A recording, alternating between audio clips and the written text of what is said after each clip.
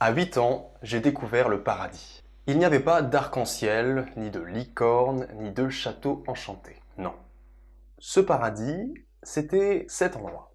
Une façade usée par le temps, avec une pancarte suspendue au-dessus qui disait « Atelier, déco, bricolo ». Et ça allait devenir la maison du bonheur pour le gamin bricoleur que j'allais devenir. On arrivait avec papa ou maman, il y avait ces tables le long des murs, et cette agréable odeur de peinture. Et puis ils partaient, ils nous laissaient. Et là, dès qu'ils avaient le dos tourné, on allait directement dans notre endroit préféré, la caverne d'Ali Baba, ou plutôt de Frankie Baba. Parce que ce paradis avait un architecte, Frank Karen. Un artiste, un original, un passionné, mais surtout un chineur hors pair. En écumant les brocantes et en s'arrangeant avec la déchetterie du coin, il dénichait le carburant de nos fusées créatives. Une myriade de couleurs, de textures, de matériaux, un puzzle géant où toutes les combinaisons étaient possibles.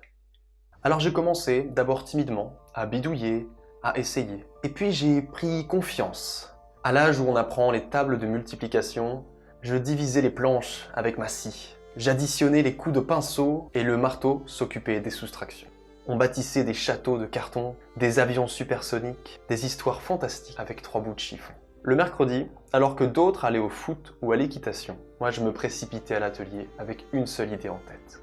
Jouer avec la matière. C'est comme si mes mains étaient devenues le prolongement de ma tête et de mon cœur. Et sans vraiment s'en rendre compte, on était en train de développer un super pouvoir.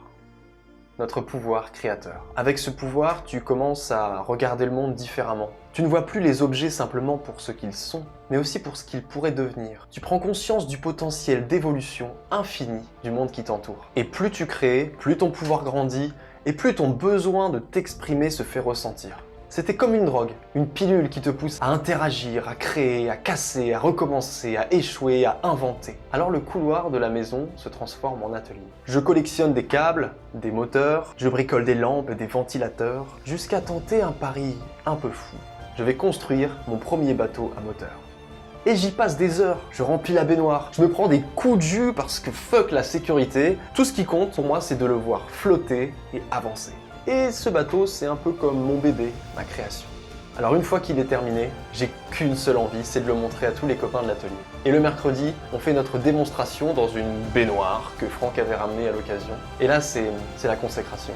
C'est un moment de satisfaction immense. Et le bateau flotte et vogue vers ses propres horizons.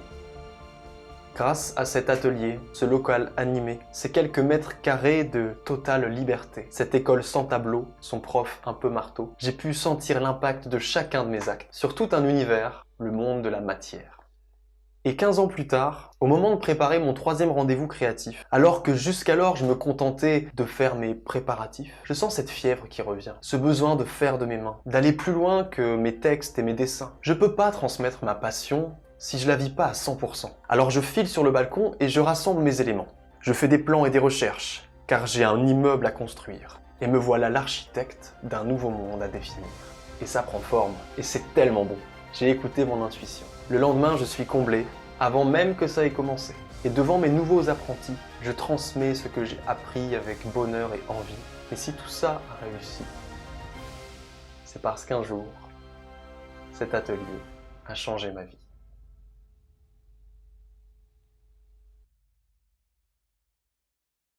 Merci d'avoir regardé cette vidéo jusqu'à la fin, c'est un témoignage qui me tenait vraiment à cœur, j'avais envie de vous le partager. L'aventure créative continue sur Facebook, sur Instagram et durant les ateliers rendez-vous créatifs que j'organise régulièrement. A plus!